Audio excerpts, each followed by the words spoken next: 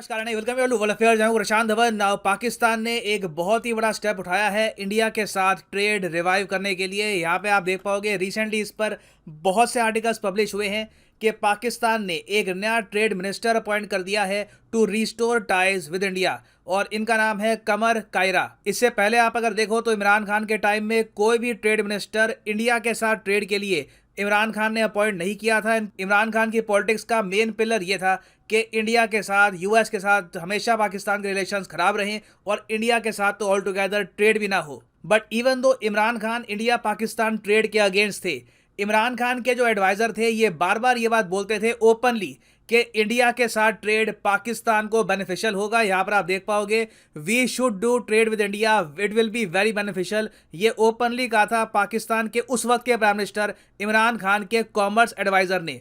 अब यहाँ पर आप एक बहुत ही बेसिक क्वेश्चन पूछ सकते हैं कि इमरान खान के एडवाइजर ऐसा क्यों बोलेंगे, जबकि इंडिया और पाकिस्तान ट्रेड करते हैं तो इंडिया ज़्यादा एक्सपोर्ट करता है टू पाकिस्तान, पाकिस्तान कम एक्सपोर्ट करता है टू इंडिया, तो इसमें पाकिस्तान को बेनिफिट क्या हुआ। तो देखिए ये बात बिल्कुल ठीक है। 2015 से आप अगर देखोगे तो इंडिया पाकिस्तान का ट्रेड रफली 2.5 बिलियन डॉलर्स के आसपास होता था। इसमें से मेजॉरिटी जो एक्सपोर्ट्स थे वो थे इंडिया के एक्सपोर्ट्स टू पाकिस्तान। हम लोग एक्सपोर्ट करते थे पाकिस्तान को अराउंड 2 बिलियन से लेकर 2.1 बिलियन के आसपास का सामान। पाकिस्तान हमको एक्सपोर्ट करता था रफली 400 से लेकर 500 मिलियन डॉलर का सामान। मगर पाकिस्तान जो चीज़ें इंडिया से परचेज करता था वो पाकिस्तान के लिए बेस्ट प्राइस था ग्लोबल मार्केट में। अब फॉर एग्जांपल आज के समय आप अगर देखो तो पाकिस्तान में वीट की बहुत ज़्यादा शॉर्टेज है। जो पाकिस्तान के करंट प्राइम मिनिस्टर हैं इन्होंने रिसेंटली ये कहा कि मैं खुद कपड़े बेचकर, अपने कपड़े बेचकर जो गेहूं के प्राइसेस है ये कम कराऊंगा ताकि लोगों को रिलीफ मिल पाए। यहाँ पे मैं चाहता हूँ इनकी जो ये स्टेटमेंट है ये आप सुने। दूंगा और आपको हर दुकान में मैं आटा सस्ता दूंगा। जो कीमत पंजाब में होगी वही कीमत केपीके में होगी। चीफ मिनिस्टर साहब नहीं रखेंगे तो फिर मैं अपने कपड़े बेचूंगा और आपको मैं आटा मुहैया करूंगा। तैमूर सलीम कहिएगा, सूरत हाल इतनी संगीन है कि शहबाज शरीफ साहब को कपड़े बेचने पड़ेंगे केपी के आटे के लिए।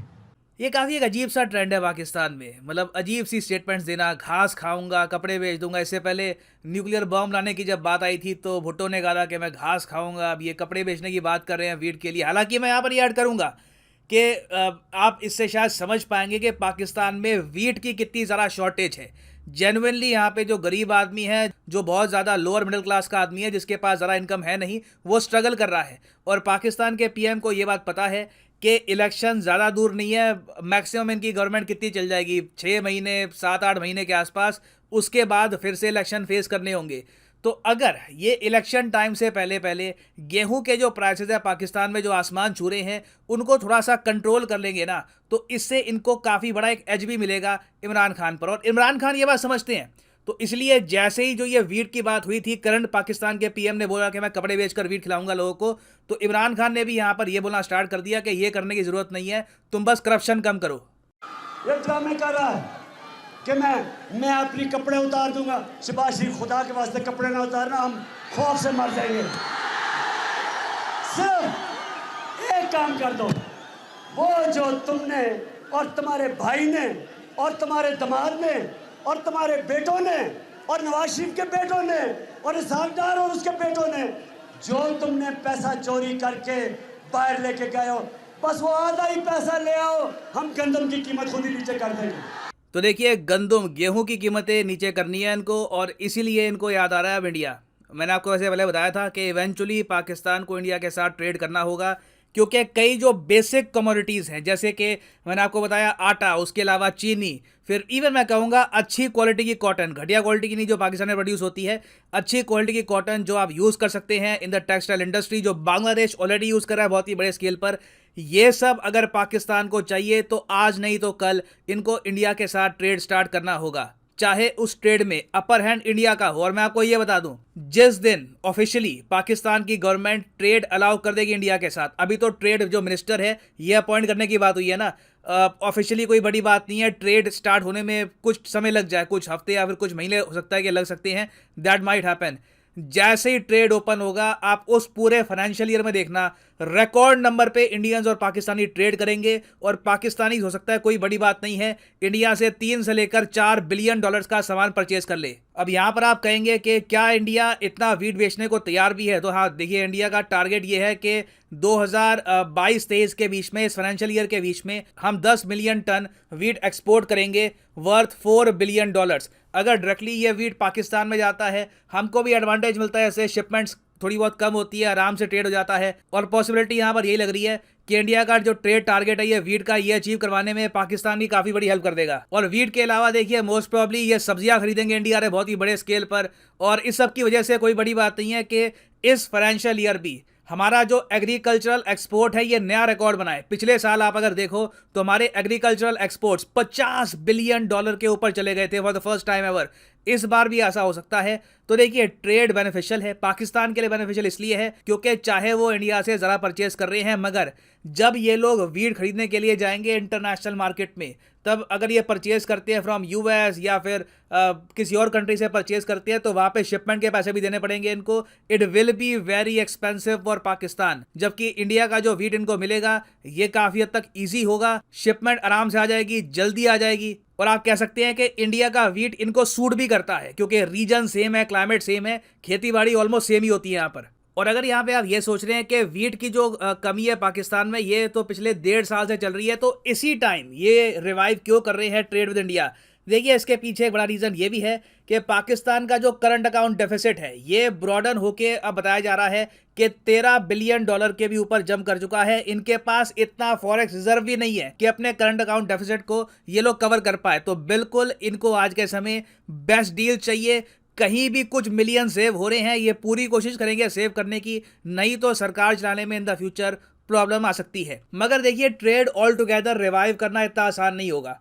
डेफिनेटली अगर इंडिया के साथ पाकिस्तान ट्रेड रिवाइव करता है तो पाकिस्तान का जो आम नागरिक है, गरीब नागरिक है, उसको राहत मिलेगी, महंगाई से डेफिनेटली उसको रिस्पाइट मिलने वाली है। हो सकता है कि इंडिया के साथ जो ट्रेड है ये पाकिस्तान के अपकमिंग जो इलेक्शन है उसको भी डिसाइड कर दे।